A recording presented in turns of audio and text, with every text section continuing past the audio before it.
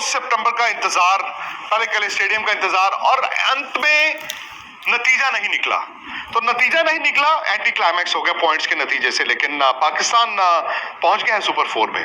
अब हो सकता है आप ये कहें कि इंडिया के लिए भी फॉर्मेलिटी है, नेपाल के साथ मैच है, वो इंडिया को जीतना चाहिए और इंडिया भी जाएगा टॉप 4 में। लेकिन मेरा सवाल आज ये है कि जो 2 सितंबर का मैच है वर्सेस जो 10 सितंबर को यही दोनों टीमें आमने सामने उस मैच में होंगी जो एशिया कप जीतना या नहीं जीतना का नतीजा जो है वो बदल सकती है। ये तो लीग मैच था, इसमें आप हारो या जीतो, शायद आपको सुपर 4 में जाने पर कोई बहुत बड़ा सवाल नहीं था। हाँ, साख पर सवाल होता है क्योंकि इंडिया वर्सेस पाकिस्तान है, कोई टीम हारना नहीं चाहती और कुदरती हुआ भी है कि कोई टीम आज हारी नहीं। लेकिन मेरा सवाल आप लोगों से भी, और आप भी फीडबैक भेजिए कि कौन सा ड्रेसिंग रूम, कौन सा खेमा आज रिलीव्ड फील करेगा, चलो यार अच्छा नतीजा नहीं आया, बरसात आ गई, और कौन सा खेमा ये कहेगा यार ये क्या बात हुई यार, ये बरसात कहां से आ गई, हम मैच जीत सकते थे या हम मैच जीतते।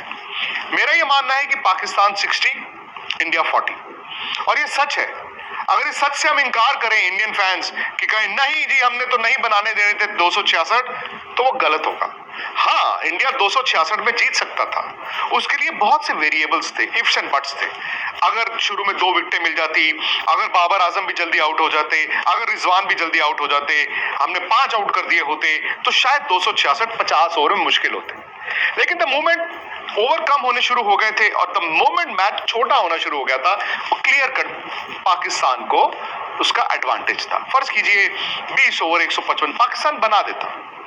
सवाल यह है कि इंडिया को आज एक झटका भी लगा और मुझे लगता है इंडिया को एक सिल्वर लाइनिंग भी दिखी, और साथ ही साथ इंडिया शायद नतीजे से भी बच गया।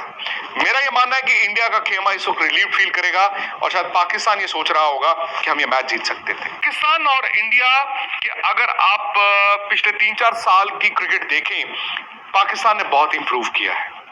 पाकिस्तान ने एक्चुअली इंप्रूव किया है, एक यंग कप्तान के साथ आए हैं और उस यंग कप्तान ने दुनिया से लड़कर, मतलब अपने मुल्क में सिलेक्टरों से लड़के, क्रिटिक्स से लड़के एक टीम बनाई और वो सेटल टीम लेकर आए।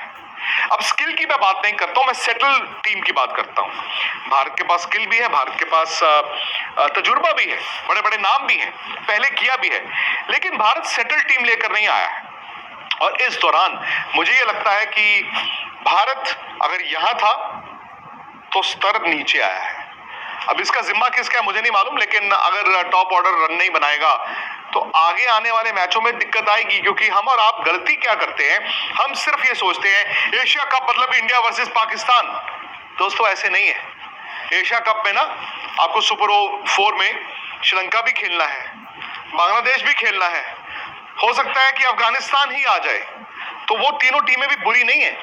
क्योंकि भारत ने एक जो कमी दिखी वो ये है कि आप लगातार क्रिकेट नहीं खेल रहे थे, आपकी टीम शायद सेटल्ड नहीं थी, वो 11 के साथ नहीं खेल रहे थे और वो वक्त लगता है।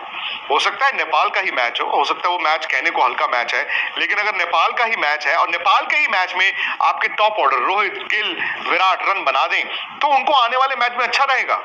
बट अगला मैच पाकिस्तान का, और कहीं ना कहीं हमें यह मानना होगा कि अब ना जो एक साइकोलॉजिकल एज भारत को थी अगेंस्ट पाकिस्तान कि पाकिस्तान से मैच इंडिया जीतेगा, वो अब बराबर हो गई है। अब ये दोनों टीमें आमने सामने हैं और कहीं ना कहीं आपको यह मानना पड़ेगा कि जो पाकिस्तान की फास्ट बॉलिंग वर्सेस इंडिया की बैटिंग की लड़ाई थी, फिलहाल पाकिस्तान की बॉलिंग वो लड़ाई जीतती दिख रही है।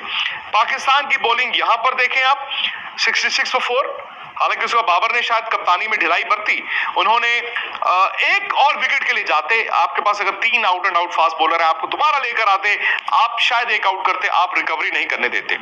शादाब उनके लेग स्पिनर और नवाज उनके लेफ्ट आर्म स्पिनर जब बॉल डालने आए और द मोमेंट ईशान किशन जो लेफ्ट हैंडर हैं भाई, जिनको गनीमत से 11 खेलने को मिली क्योंकि केएल राहुल जो हैं वो इंजर्ड हैं, वो जा नहीं रहे हैं, तो इन्होंने कहा चलो ईशान किशन जी आप ही विकेट कीपर बन जाओ।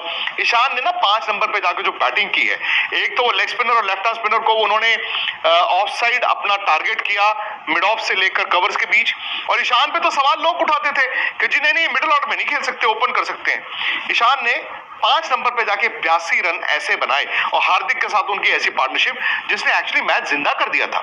वहां पर बाबर आजम से गलती हुई और पाकिस्तान की फील्डिंग, माजरत, पाकिस्तान की फील्डिंग ऐसा लग रहा था जैसे स्कूल बॉयज हो। 30-40 रन तो उन्होंने ऐसी फील्डिंग में दिए हैं। और अगर आप अपनी बॉलिंग को सपोर्ट नहीं करेंगे तो भाई साहब यहां पर आप बच गए। क्यों? क्योंकि अगेन वो विकेट टेकिंग फास्ट बॉलर्स को जैसे ही पाकिस्तान वापस लेकर आया, 5 विकेटों पर भारत की 239 रन थे, 7 ओवर बचे थे, हमें 350 दिख रहे थे। हार्दिक पांड्या आउट, शाहिन-शाह अफरीदी ने और फास्ट बॉलर्स ने आके क्या किया, 266 पे आपकी पारी समेट दी। उन्होंने टेल को, फास्ट बॉलर्स ने आके टेल को खड़ा नहीं होने दिया। तो आप 9 नंबर तक बैटिंग करें या 10 तक करें या 15 तक करें, अगर सामने अच्छा out and out fast bowler है और उसके पास वो कला है, वो भाई साहब टेल को खड़े नहीं होने देता। तो इस भारत की पारी को मैं 3 हिस्सों में देखता हूं और कहीं ना कहीं ईशान किशन, हार्दिक पांड्या, ये सिल्वर लाइनिंग है कि 66 4 आउट के बावजूद ये दोनों आपको वहां ले गए थे जहां भारत 350 तक जा सकता था। 350 तक क्यों नहीं गया? इसमें ईशान और हार्दिक की गलती नहीं है। 350 तक इसलिए नहीं गया क्योंकि रविंद्र जडेजा, शार्दुल ठाकुर से जो तवक्कुआत थी, जो एक्सपेक्टेशंस थी, वो यहां पर पूरी नहीं हो पाई।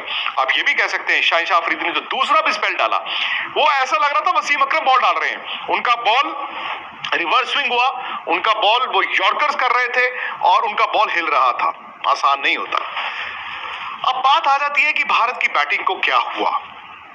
तो हो सकता है कि भारत ने जो टॉस जीत के फैसला किया वो गलत हो सकता है वो फैसला सही हो जाता अगर भारत 266 को डिफेंड करने आता। कह रहे हैं जी फ्रंट लाइट्स में बॉल थोड़ा और स्विंग होता, हो सकता है कि आप पाकिस्तान को आउट भी कर देते। मैं लेकिन सिंपल तरीके से ये भी देखता हूं कि अगर डकवर्थ लुईस के नियम के तहत छोटा मैच ही हो जाता, भाई वो तो हमें पता था दोपहर को टॉस के वक्त की बरसात आ सकती है और सामने वाली जो टीम होती है जो दूसरा खेलती है उसको एडवांटेज रहता है। वाकई में अगर ओवर कम हो जाते, 45, 40, 35, 30, 25 ओवर का मैच होता तो एडवांटेज किसको होता? दूसरे खेलने वाली टीम को, पाकिस्तान को। तो वो आपने टॉस पे खुद ही कह दिया कि नहीं नहीं नहीं। क्या उसके पीछे ये वजह थी कि आप सिर्फ इतना जानते थे कि फ्लड लाइट्स ऑन होंगी तो पाकिस्तान के फास्ट बॉलर्स को खेलना ज्यादा मुश्किल होगा, या आपने ये सोचा कि नहीं उस वक्त हमारे फास्ट बॉलर्स जो उनको मूवमेंट मिलेगी?